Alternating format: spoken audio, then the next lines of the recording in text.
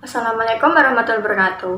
Perkenalkan, kami dari kelompok 1 yang beranggotakan saya Milanda Putri Febiana. Saya Nurma Rizky Hanifah. Di sini kami akan mempresentasikan materi statistik ekonomi, yaitu sumber-sumber data populasi dan sampel serta metode penarikan sampel. Baiklah, kita akan langsung masuk pada pembahasan. Sebelum kita mengetahui sumber-sumber data, populasi, dan sampel, serta metode penarikan sampel, kita terlebih dahulu harus mengerti pengertian dari statistik ekonomi. Statistik yang dalam bahasa Inggris statistik atau ilmu statistik adalah ilmu tentang cara-cara mengumpulkan, mentabulasi, dan menggolongkan, menganalisis, dan mencari keterangan yang berupa angka sehingga dapat ditarik suatu kesimpulan atau keputusan tertentu. Kemudian, statistik sendiri dibagi menjadi dua arti, dalam arti sempit dan arti luas. Statistik arti sempit adalah kumpulan dari data yang berupa angka seperti statistik inflasi, statistik penduduk, maupun statistik pertanian.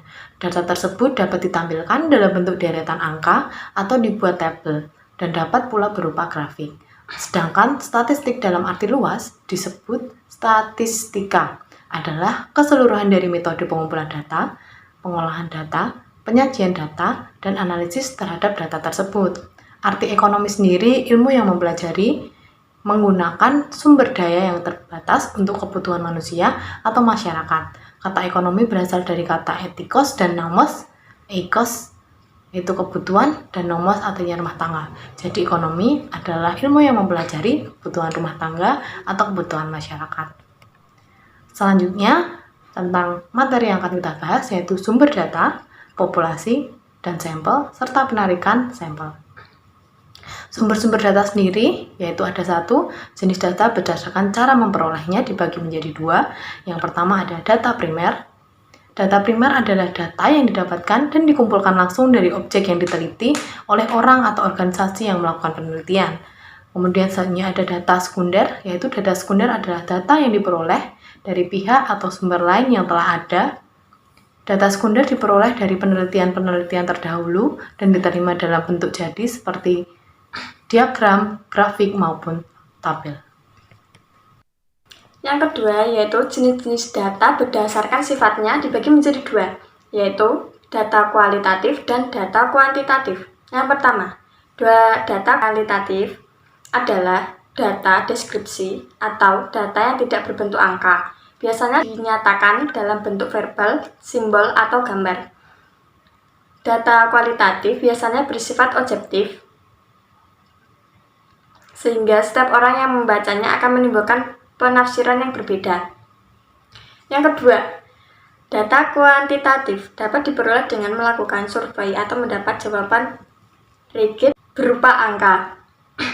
Data kuantitatif ini bersifat objektif, sehingga setiap orang yang membaca atau melihat data ini akan menafsirkannya dengan sama. Kemudian yang ketiga ada jenis-jenis data berdasarkan sumbernya. Data berdasarkan sumbernya dibagi menjadi dua, yaitu satu ada data internal dan kedua ada data eksternal. Data internal sendiri adalah data yang diperoleh langsung dari suatu organisasi atau tempat dilakukannya penelitian. Contoh, ada kebutuhan tenaga kerja di suatu perusahaan, kemudian jumlah karyawan di perusahaan, dan juga ada tingkat kepuasan karyawan di suatu institusi. Kemudian yang data eksternal adalah data yang diperoleh dari luar lingkup kerja kita. Contohnya yang pertama ada data kependudukan yang dikeluarkan oleh BPS, kemudian ada data penjualan produk perusahaan lain, kemudian ada jumlah siswa di sekolah lain. Yang keempat adalah jenis data berdasarkan waktu pengumpulannya dibagi menjadi dua, yaitu yang pertama, data cross-section. Data cross-section adalah data yang diambil pada satu periode waktu tertentu sehingga membutuhkan data di waktu lain jika ingin melakukan perbandingan. Yang kedua adalah data berkala. Data berkala adalah data yang diambil secara kontinu dari waktu ke waktu untuk mengetahui perkembangan dari objek yang sedang dinikmati atau observasi. Data ini nantinya akan diamati pola perubahannya dari periode ke periode. Kemudian kita masuk ke materi populasi dan sampel. Yang pertama ada populasi. Populasi adalah keseluruhan atau universum dari objek penelitian yang dapat berupa manusia, hewan, tumbuh-tumbuhan, gejala, nilai, peristiwa, sikap hidup, dan sebagainya, yang menjadi pusat perhatian dan menjadi sumber data penelitian. Populasi dibagi menjadi dua, yaitu populasi berdasarkan keadaannya yang meliputi populasi homogen dan heterogen, serta populasi berdasarkan ukurannya yang meliputi populasi terhingga dan tak terhingga. Kemudian ada B, sampel, yaitu sampel merupakan bagian dari populasi yang dipilih dengan menggunakan aturan-aturan tertentu yang digunakan untuk mengumpulkan informasi atau data yang menggambarkan sifat atau ciri yang dimiliki populasi. Yang terakhir adalah metode penarikan sampel. Yang pertama adalah non-probability sampling, adalah suatu prosedur pengambilan sampel yang tidak memperhatikan kaidah-kaidah peluang atau probability, biasanya tergantung pada kebijakan dan pengalaman serta subjektivitas dari si peneliti.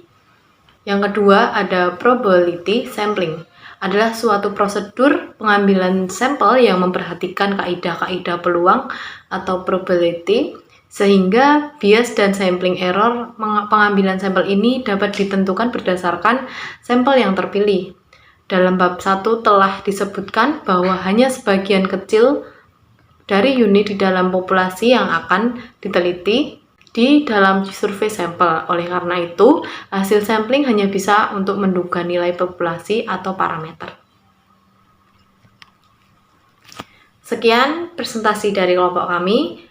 Kurang lebihnya mohon maaf. Terima kasih atas perhatiannya. Wassalamualaikum warahmatullahi wabarakatuh.